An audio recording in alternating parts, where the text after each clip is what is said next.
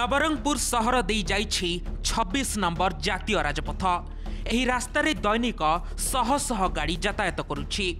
दोकान बजार बढ़ुथिबारु रास्ता संकुचित हेबा सह ट्राफिक समस्या उपजिछि। प्रतिदिन छोट बड़ दुर्घटना घटिबा सह घंटा घंटा ट्राफिक जाम रहुछि। एहाको दृष्टि रखी 2013-14 मसीह नवरंगपुर रे बाईपास निर्माण पाई नोटिफिकेशन होइतिला। सर्भे परे 2016 रे सहर निकट NH26 बिजू एक्सप्रेसवे उपरे थिबा पात्रमुंड छकठारु डाइभट्टा छक जाए 9 किलोमीटर रास्ता निर्माण पाई प्रक्रिया आरंभ होइतिला। हेले 8 वर्ष बीती गलानी तथापि बाईपास रास्ता काम आरंभ होई पारि नाही। एहार मूल कारण हेउछि प्रशासन पक्षरु जमी अधिग्रहण रे समस्या, जेउथिपाई दैनिक ट्राफिक जामर जंत्रणा भोगुछंती लोके। 2016 मसीहारू एप्रुवाल हो सारे बाईपास रोड नवरंगपुर जिलार नवरंगपुर हेडक्वार्टर रे पैसा मध्य आसी सारला। केंद्र मंत्री पैसा भी दे सारे, किंतु प्रशासन एवं से समय सरकार उदासीनता एवं अवहेला जो आज पर्यंत पड़ी रही।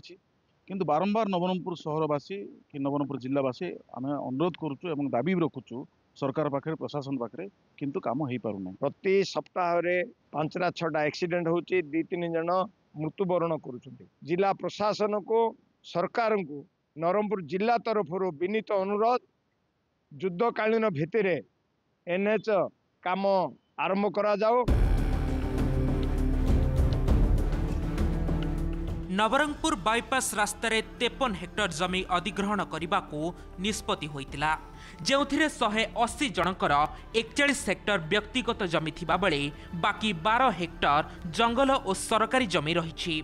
तेबे 133 जन प्लॉट मालिकों को टंका दिया जाई सारिथिबा बेले 47 प्लॉट मालिकों को सेमानक टंका मिली नाही, जेउथिपाई काम आगकू बढ़ी पारु नाही।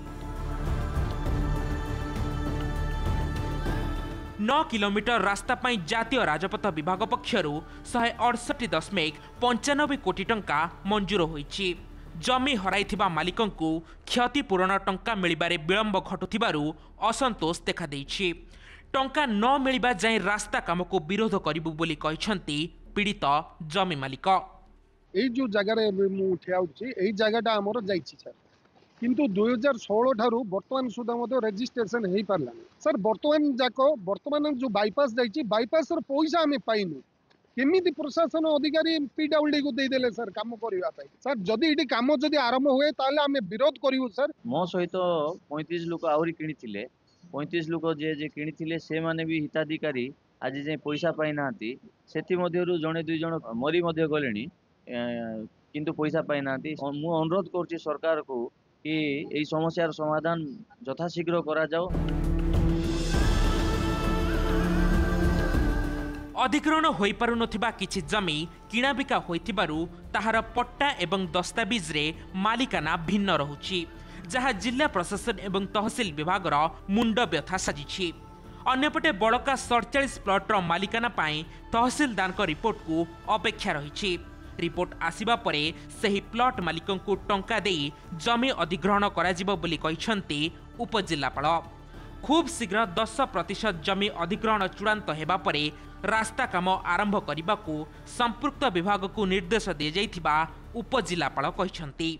बाईपास जमी अधिग्रहण कार्यक्रम वर्तमान सरिबा पर अछि। मोट 180 प्लॉट आम 133 प्लॉट ऑलरेडी बेनिफिशियरी को पैसा दे देछु। अन्य जो 47टा प्लॉट अछि एटा हमर तहसील लेवल तथा EC लेवल रे इंक्वायरी होछि, ता अति शीघ्र आमे 1 वीक टू 2 वीक भीतर तार पेमेंट कर देबो। या छडा जमी ऑलरेडी हमर PWD को हैंडओवर कर दियाइछि।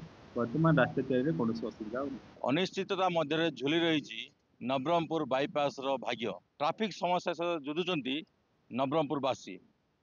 एबे अपेक्षा केबे प्रकल्प आरंभ हेबो एवं लोके जम जंत्रणा मुक्ति पाइबे। नवरंगपुर नवगन विषय OTV।